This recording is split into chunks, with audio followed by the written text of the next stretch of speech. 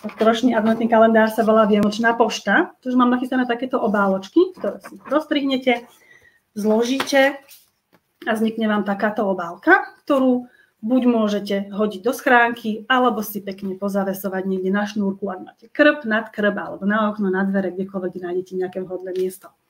Dovnútra každej obálky vložíte jednu kartičku s úlohou.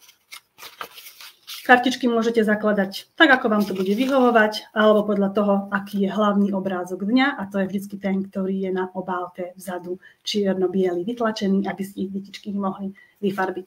Môžete si pustiť pesničku, popri tom, ako budete robiť aktivitu, alebo vyfarbovať obrázok. A každý deň môžete splniť jednu úlohu od vianočného škriatka. Pokiaľ sa vám nechce všetko tlačiť, môžete si vytlačiť iba jeden kalendárik, 1 až 4, kde máte každé jedno to slovíčko zaznačené a každý deň si môžete jedno políčko vyfarbiť, odrátať si tak, koľko dní vás čaká až do Vianoc, kedy už bude 0 na tom poslednom políčku a deti budú vedieť, že dneska sú Vianoce.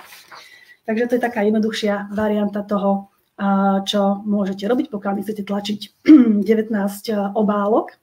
Je k tomu aj webová stránka, kde budú všetky úlohy spísané, aby to bolo pre vás prehľadnejšie, takže môžete si na nej stiahnuť v týchto horných zelených gombíkoch všetky materiály ako pracovné listy alebo podklady na tvorenie, flashcard, kartičky, kalendár vo forme A4, úlohy, ktoré pokladáte do obálok alebo tieto veľké farebné obálky na vianočnú poštu.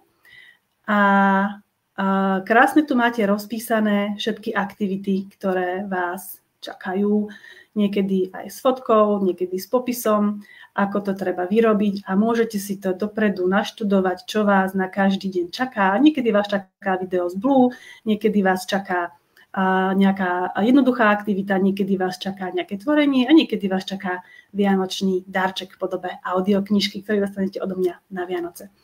Takže takto to vyzerá na webovej stránke ku adventnému kalendáru. Už 120 mám, bude tohto roku robiť anglický vianočný kalendár. Ja sa veľmi teším, koľko domácností ožije angličtinou a koľko detičiek sa naučí prvé anglické vianočné slovíčka. A ak sa rozhodneš pridať aj ty, budem sa tešiť aj na teba.